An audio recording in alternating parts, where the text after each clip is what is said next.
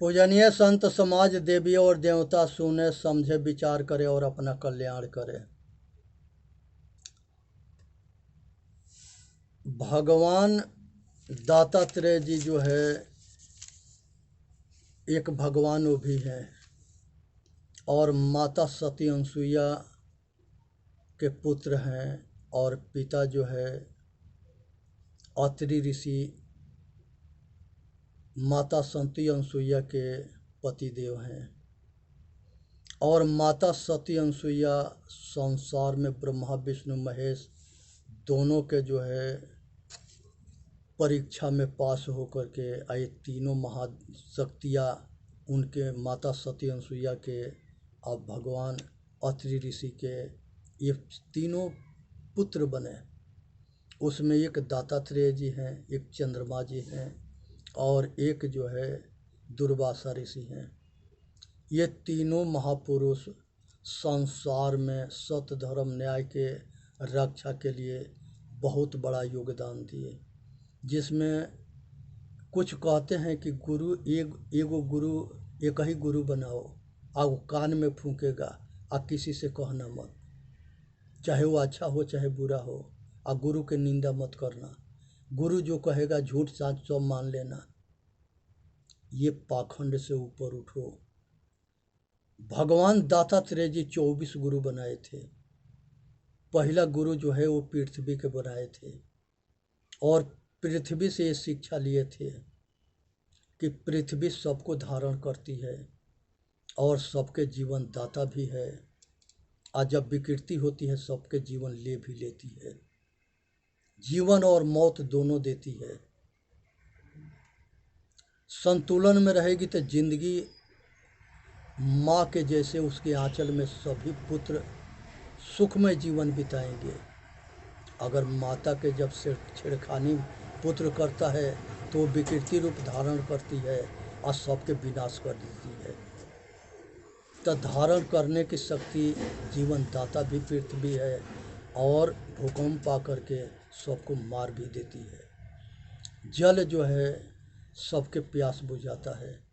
संसार के सारे पेड़ पौधा बिना जल के वो पैदा ना हो सके, उसी तरह से मनुष्य शरीर सबके शरीर बिना जल के जी ना सके। तो ये जीवन दाता भी है और जीवन के लेती भी है।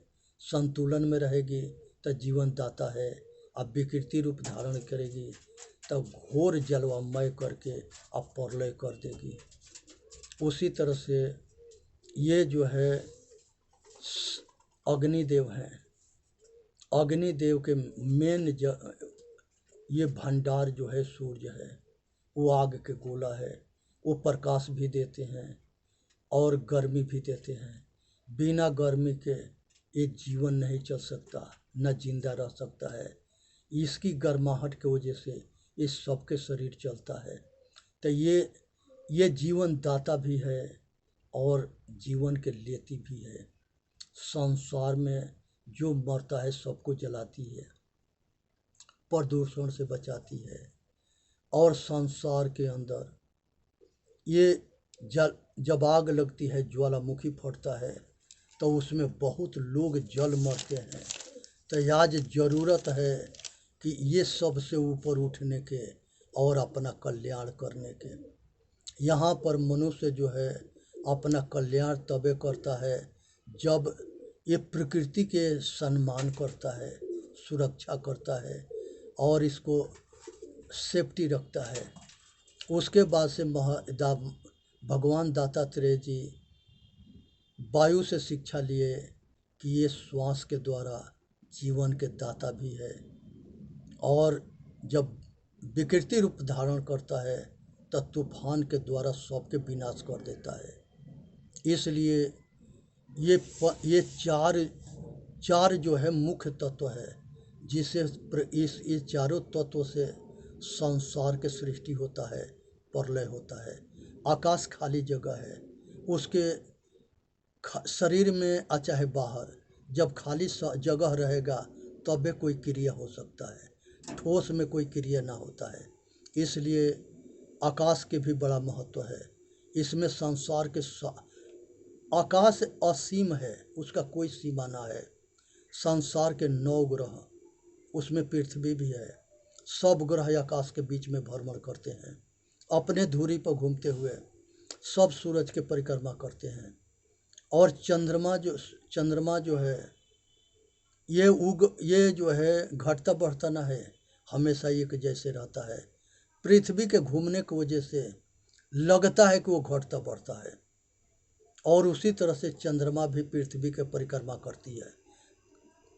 चंद्रमा भी पृथ्वी के परिक्रमा करता है, इसलिए कि पृथ्वी के उपग्रह है। ग्रह के उपग्रह उस ग्रह के परिक्रमा करता है, जैसे पृथ्वी के परिक्रमा चंद्रमा करता है, और पृथ्वी सूर्य के परिक्रमा करती है, और 9 ग्रह करते हैं।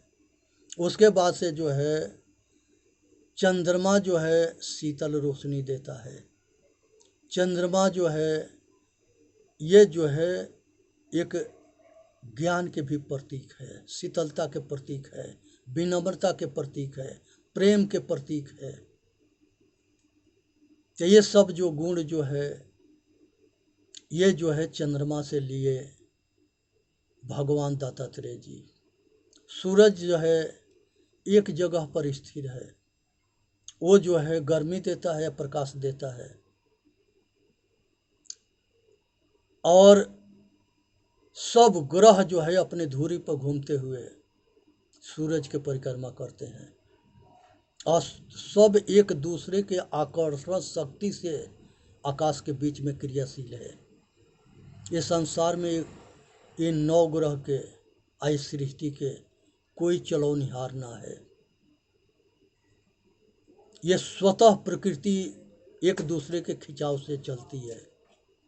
इसी के ठीक से तत्व ज्ञान ना होने की वजह से परमात्मा की कल्पना कर लिया गया, और वो परमात्मा के कह दिया कि दुनिया चला रहा है, और वो सब घट घट में है और कण कण में है। ये अंधविश्वास में दुनिया को मूर्ख बनाया गया। जो घट घट में होगा वो कण कण में नहीं होगा, और जो कण कण में होगा वो घट घट में ना होगा। ये बात को समझना है, विचार करना है और अपना कल्याण करना है। तो ये सूरज जो है से भी शिक्षा लिए थे रोशनी और ज्ञान के। उसके बाद एक कबूतर होता है, एक कबूतरी होती है, उसके जो है बच्चे के बहेलिया पकड़ लेता है, और उसके जाल में बच्चे फंस जाते हैं। कबूतर कबूतरी आते हैं, देखते हैं कि हमारे बच्चे फंस गए। उसके मुंह में वो कबूतर कबूतरी अपने बच्चे तक जाते हैं, और बहेलिया पकड़ के बच्चा कबूतर कबूतरी सबको मार के खा जाता है, बेच देता है। ये मोह जो है, यही मोह जो है संसार में सब जो है पुत्र के, पत्नी के, परिवार के मोह में सब जलते मरते आ रहे हैं। ये बहुत बड़ी आग है, इस आग से बचो। ये संसार में कोई किसी के ना है, अकेले आना है, अकेले जाना है, और सब कुछ भी हमारा ना है, सब कुछ प्रकृति के है। जो इसमें आसक्त होता है वो मरता है, और जो आसक्त के त्याग के रहता है वो सुखपूर्वक आता जाता है। तो यहाँ पर जो है कबूतर से ये शिक्षा लिया गया। अजगर होता है, उसके शरीर भारी होता है, वो अजगर जो है चलने फिरने में असमर्थ रहता है, जो कुछ मिल जाता है उसी को खा के शांत रहता है। तो ये अजगर से ये शिक्षा लेना चाहिए कि ज़्यादा कामना और स्वाद के पीछे साधक को नहीं दौड़ना चाहिए। जो कुछ मिले उसमें संतुष्ट रहे और शांत रहे।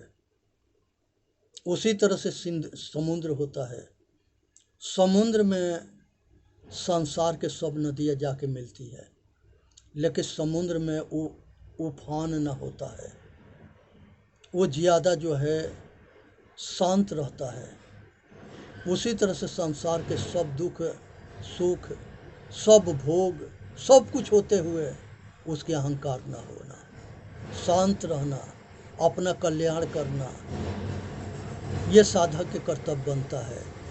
ये साधके के ऊपर तो ये सब बताया जा रहा है, और ये जो है दत्तात्रेय भगवान के सभी के उपदेश इसीलिए दिया गया है कि सब मानव जाति के कल्याण होगा।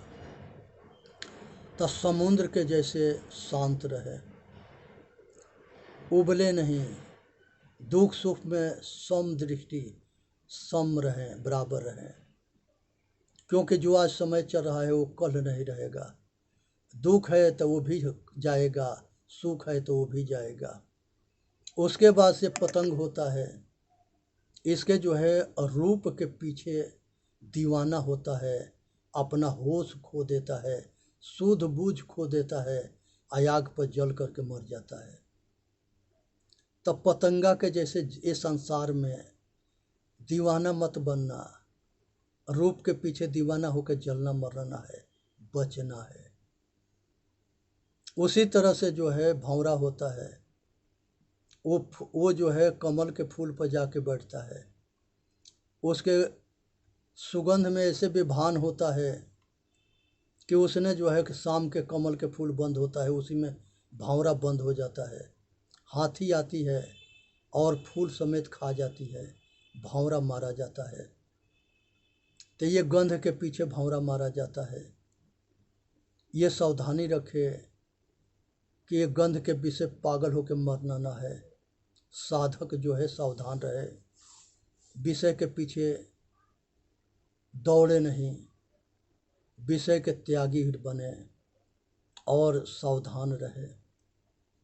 उसके बाद से जो है मधुमक्खी होती है, ये बहुत संग्रह करती है और दूसरे आता है मधु निकल के लेके चला जाता है।